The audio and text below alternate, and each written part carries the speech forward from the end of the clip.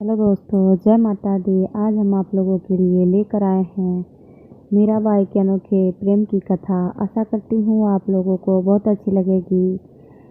अगर अच्छी लगे तो लाइक शेयर ज़रूर करें, सब्सक्राइब ज़रूर करें, बेल आइकन जरूर दबाएं, जिससे आपको अगली कथाएं सबसे पहले आपके पास आ जाएंगे। तो चलिए मीराबाई के अनोखे प्रेम की कथा अध्याय 101 शुरू करते हैं। मीरा को गाते देख चमेली ने ढोलक संभाली और केसर ने मंजीरे। जहाँ बीच में मीरा का भाव प्रबल हो, स्वर स्थिर होता, तो संत बीच बीच में सुंदर आलाप ले उसका साथ देते। श्याम माहने चाकर राखो जी, जाकर रहस्यु बाग लगाऊं, नित उठ दर्शन पास्यूं, बिंद्रावन की कुंज गली में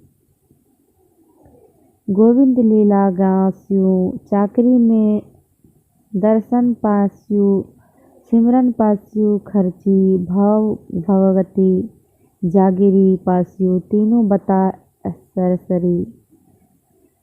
मोर मुकुट में पीताम्बर सोहे, गल बैजंती माला, वृंदावन में धेनु चरावे, मोहन मुरली वाला।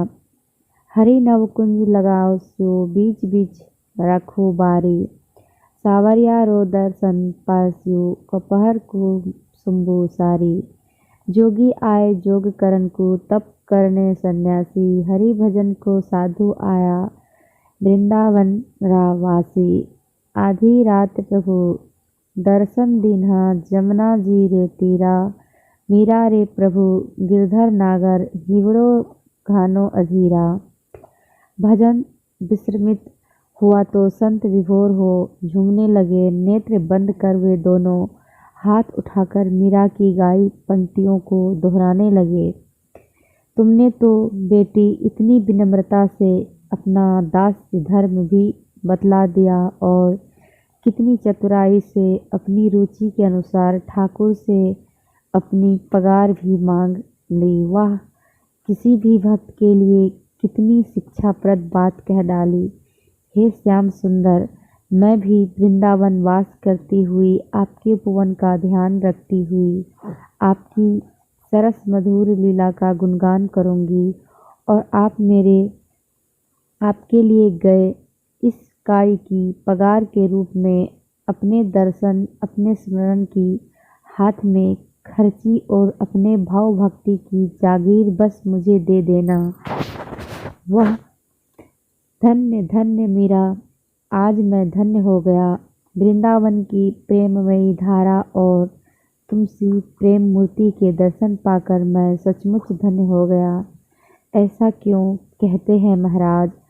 प्रेम भक्ति मैं क्या जानूं, मुझे तो अपने गिरधर लाल बस अच्छे लगते हैं, उनकी बात करने वाले अच्छे लगते हैं, उनकी चर्चा अच्छी लगती है।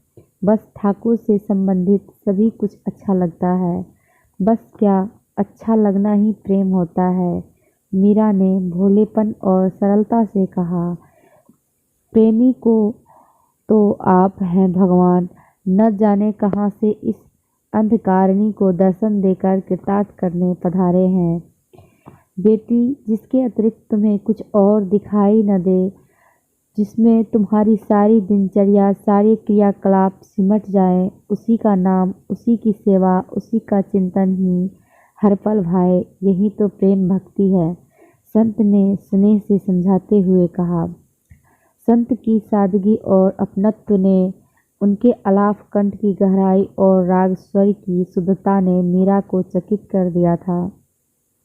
मीरा ने सम्मान सहित कहा, अब तो महाराज हमें भी आप कुछ श्रवण कराइए। क्यों थक गई हो बेटा? संत बोले। नहीं महाराज, हरि गुणगान से तो थकान उतरती है, चढ़ती नहीं। फिर संतों के दर्शन और सत्संग में तो मेरे प्राण बसते हैं। यदि पात्र समझे तो कृपया अपना परिचय दीजिए न बाबा। साधु का क्या परिचय पुत्री? वह सरलता से हंस लिए। कभी सचमुच आवश्यकता पड़ी तो स्वयं जान जाओगी। महात्मा फिर हंसे। तो फिर बेटी एक भजन और सुनाओ, आज मैं तुम्हें अच्छे से थकाए देता हूँ। वह असहज संभव नहीं है बाबा, मीरा ने हंसकर उत्तर दिया और हर पल्लव में करताल खड़ा खड़ा उठी। जब एक रुचि के दो लोग मिले तो समय का कहाँ भान रहता है, और जहाँ ठाकुर को प्यार करने वाले मिल जाए तो वही सत्संग हो जाता है। मीरा संत के आग्रह पर पुनः पल्लव में करताल ले, आलाप ले नृत्य के लिए खड़ी हो गई। उसी समय श्री जीव गोस्वामी पाद आ गए। परस्पर नमन के पश्चात उन्होंने वृद्ध संत को प्रणाम किया और केसरबाई के द्वारा बिछाई गद्दी पर बैठ गए।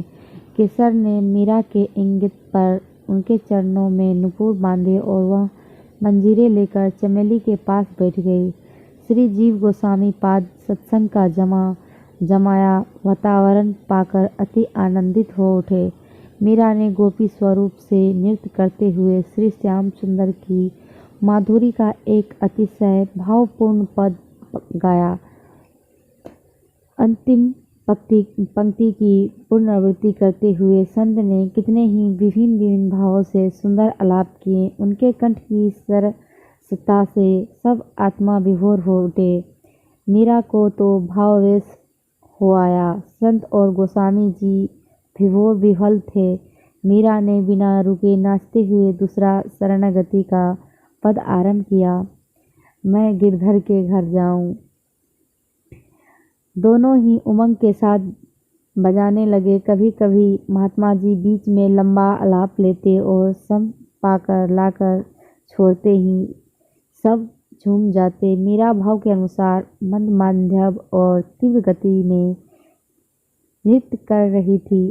उसकी कनक वल्लरी सी कोमल देह और मृदुल मृणाल सी बाहु युगल सुंदर भाव व्यक्ति की सार्थकता सदा दर्शा रही थी। मीरा के मुख की दिव्य कांति उनके किसी अन्य लोक में होने की साक्षी दे रही थी।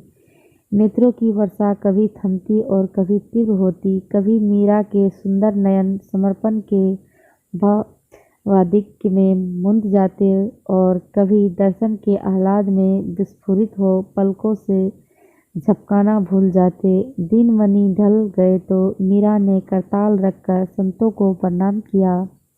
इससे आगे हम अध्याय 2 में देंगे। तब तक के लिए धन्यवाद। जय माता दी।